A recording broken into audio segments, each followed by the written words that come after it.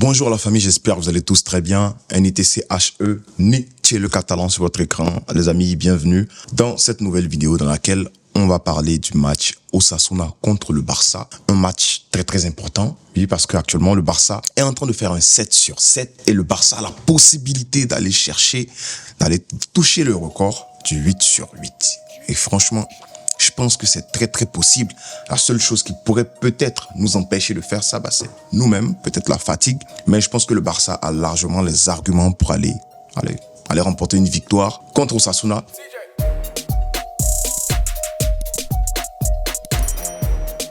Et comme Hansi Flick l'a dit, que tu gagnes 9-0, que tu gagnes 1-0, est-ce que tu n'as pas les 3 points? Oui, tu as les 3 points.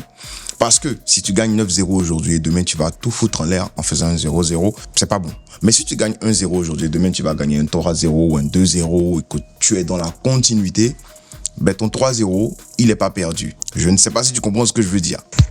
Oups. Salut les gars, ça c'est Nietzsche du futur. Et pendant que j'étais en train de faire le montage, je me suis rappelé d'un détail très important, c'est que le Real Madrid joue contre l'Atlético Madrid ce week-end et on a un très bon moyen d'aller leur foutre une très grosse pression en remportant ce match-là. Alors, quoi qu'il arrive entre ces deux équipes-là, nous, on est gagnant si on remporte ce match-là. Voilà, parce qu'on creuse l'écart entre deux rivaux. Mais surtout, s'il y a un nul là-bas, ça nous arrange très bien. Parce que les deux perdent des points ensemble. Et puis nous, on file. Donc, c'est important, encore une fois, c'est une autre raison de gagner ce match contre Osasuna. Études du futur. Je vous passe l'antenne. Alors, on va commencer en parlant de cette équipe d'Osasuna là qui, pour moi, quand même, on est très loin de ce que propose Retafe lors des matchs. On a une équipe au moins qui sort proposer du jeu lorsqu'elle est à domicile devant ses supporters. Cette équipe d'Osasuna là compte quand même 3 victoires et 2 défaites. Et franchement, ils sont placés à la 7e position à la 8e journée de la Liga. Je trouve que c'est quand même un très bon résultat pour eux. Donc voilà, une très lourde défaite contre Girona, 4-0. C'est quand même Girona en face. Et puis une défaite aussi contre le Rayo Vallecano. À part ça, c'est des matchs nuls contre les Leganés, c'est des matchs nuls contre Valencia. Ça fait du sens. Et voilà, leurs 3 victoires. Et s'il y a des mecs qu'il va falloir museler dans ce match-là, s'il y a des mecs qui pour moi sont quand même dangereux dans cette équipe de... c'est nul d'autre que ce mec-là, Ante Boudimir. Franchement, il fait très peur. Il fait très peur. Et Brian Zaragoza, voilà, on dirait que... Vous savez de quoi je parle parce que c'est un mec qui est très virevoltant sur le côté gauche. Voilà. Il aura encore une fois Koundé sur son côté. Et je sais que Koundé ne l'a pas oublié. Du coup, Koundé va se venger. Koundé en a confiance. Parce que actuellement, Koundé, le Jules Koundé dont on parle là, voilà, c'est dans la continuité de la saison dernière, mais en même temps, il est encore plus performant parce que Jules Koundé, face à Retafe, c'était quand même 100% d'attaques réussies, 3 sur 3, c'était 100% de duels aériens remportés, mais en termes de proposition de jeu, en termes de ce qu'il propose sur le côté droit, il s'entend très bien, il enjoy sa vie actuellement du côté de Lamine Yamal, mais franchement, tu ne peux qu'enjoy si tu es sur le côté de Lamine Yamal parce que il va faire du jeu, il va créer des espaces, il va créer du danger et faire peur à l'adversaire. Du coup, toi, tu auras soit le couloir pour t'épanouir ou tu auras le demi-espace pour entrer au cas où Lamine Yamal colle la ligne. Parce qu'Hansi Flick l'a déjà dit, Lamine Yamal, c'est un mec qui adore beaucoup coller la ligne, mais il pousse Lamine Yamal souvent à entrer dans l'entrejeu, dans le demi-espace pour aller s'enjailler, pour aller s'amuser. Comme ça, Jules Koundé. Le coach en a parlé, le coach a dit que franchement, Jules Koundé, c'est l'un des seuls mecs qui ne veut pas se reposer. C'est-à-dire que le match est fini, tout le monde s'en s'enjailler. Lui, il est au gym, il est en train de soulever, il est en train de péter tout le fer qui est là-bas. On dit, mais frérot, faut te calmer. Il dit, non. On dit, bon, soulève petit. Il dit, non. On dit, un peu seulement. Il dit, non. Il soulève, man.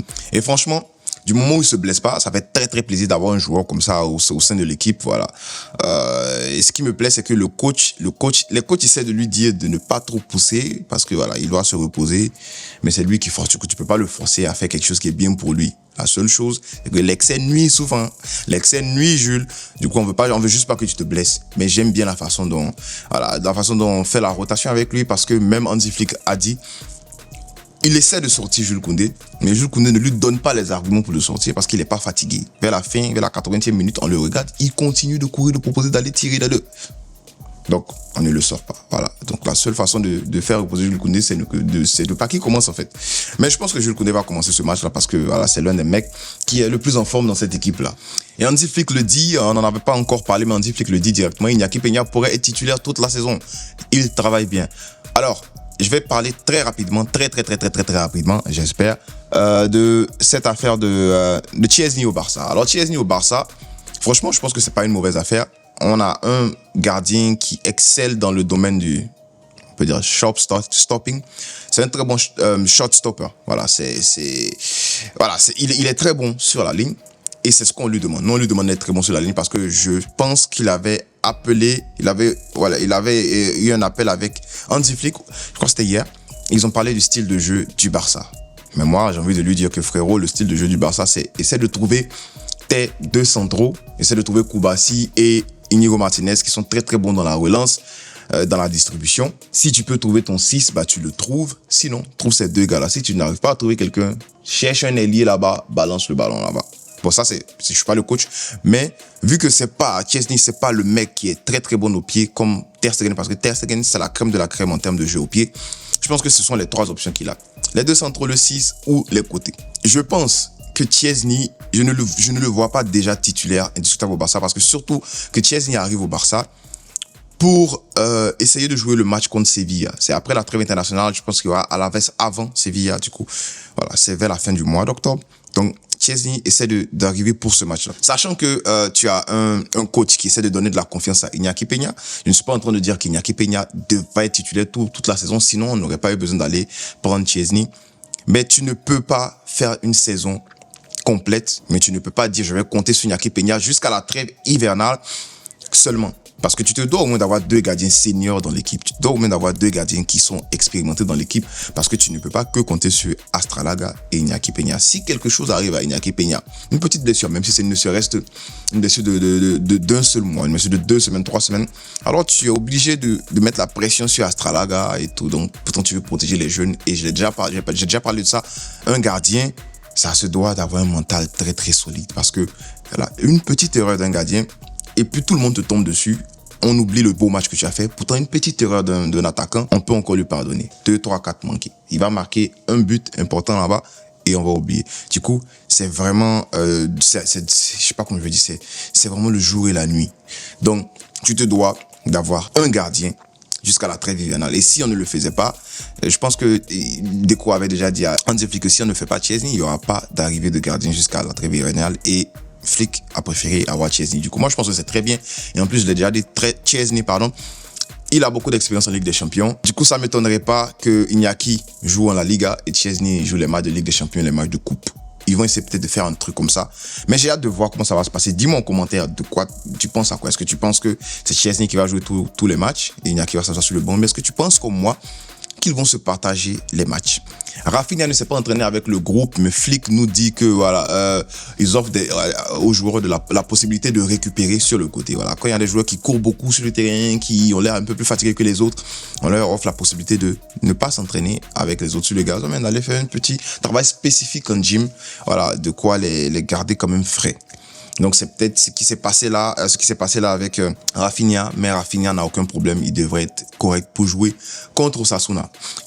Pour moi, la personne qui devrait se reposer obligatoirement avant le match des Young Boys, parce que le match contre les Young Boys, c'est un match à gagner obligatoire. C'est-à-dire que tu ne peux pas te permettre de faire un nul sur ce match-là. Tu dois aligner ton équipe la plus puissante, la plus forte.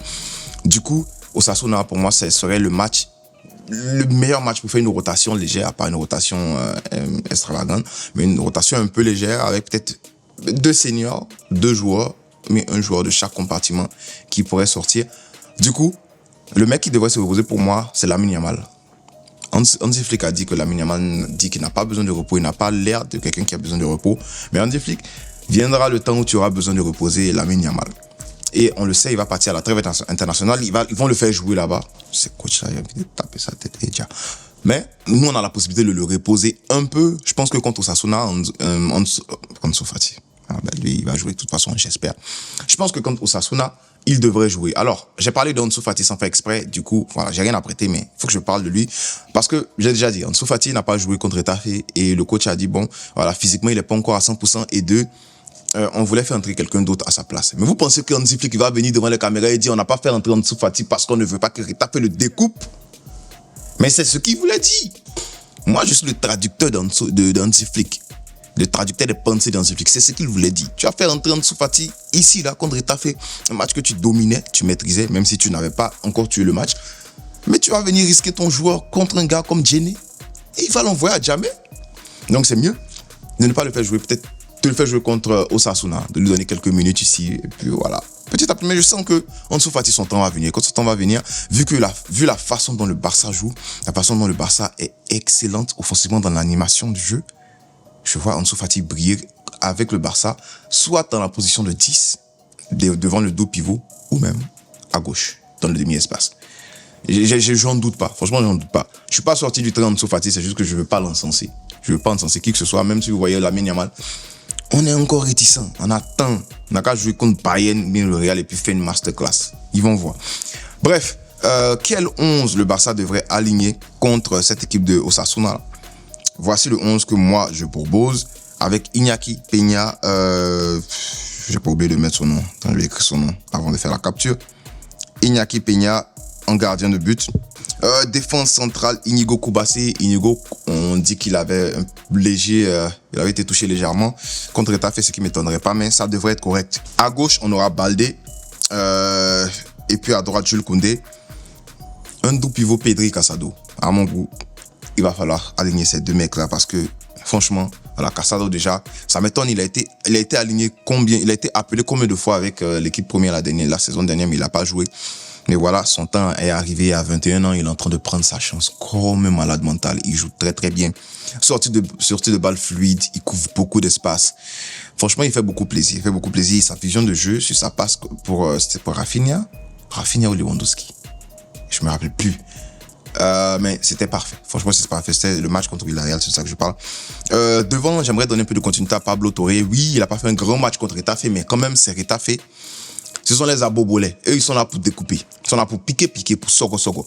Voilà, Pablo Torre en pointe de ce dos pivot-là avec Pedri. Bon, on a parlé de Pedri qui facilite vraiment la connexion entre le compartiment défensif et le compartiment offensif. Sortie de balle. Voilà, Pedri, c'est Pedri. Pedri, il vit ses très beaux jours actuellement avec Hansi Flick.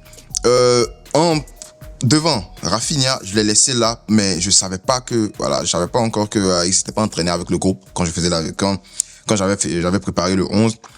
Mais s'il est en forme, je préfère commencer avec Rafinha et donner du temps à Pau Vitor. Si on mène 1-0 même, 2-0, mais même 1-0, on peut faire entrer Pau Vitor parce que lui aussi, il court beaucoup, couvre beaucoup d'espace. Mais le mec qui ne jouera pas pour moi, le mec que je ne veux pas voir sur le terrain, pardon, Sapari, please. Lo siento, Hansi Flick.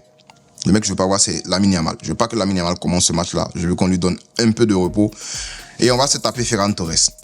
Voilà, je sais que c'est pas beau à voir. Ferran Torres et Koundé sur un côté, ça va être chaud. Mais je préfère avoir ça plutôt que Ferran Torres et Baldé sur un côté. Parce que Baldé, défensivement, il ne me rassure pas comparé à Koundé. Ferran Torres, c'est vrai qu'il court beaucoup, mais offensivement, Baldé aussi offensivement, c'est chaud. Voilà, il va progresser, c'est sûr, mais c'est chaud. Je préfère actuellement ce que apporte Koundé offensivement. Du coup, je préfère avoir les deux là sur le côté, Koundé et Ferran. Et Koundé va recadrer un peu Ferran Torres. Et puis on pointe les Robert Lewandowski qui est l'un des meilleurs neufs de la décennie, Hansi Flick l'a dit. Et quand tu le fais jouer dans le rectangle et que tu lui envoies des ballons, il est très dangereux. Et je compte sur lui pour marquer un but, voire même 2 contre Osasuna. S'il y a de l'espace, plante tes buts. Parce que ouais, c'est vrai, tu as 7 buts actuellement, mais c'était facile pour toi d'avoir 10 buts. Beaucoup de ratés, des pénaltys manqués. Du coup, tu nous dois bien ça et tu te dois bien ça à toi-même. Du coup, voilà, ce match-là, je vais pas donner mon pronostic, mais dis-moi en commentaire, c'est quoi ton pronostic par rapport à ce match? Je serais content de lire ton commentaire et n'oublie pas de liker, partager. On ne cessera jamais de le dire. Visca, El Barça.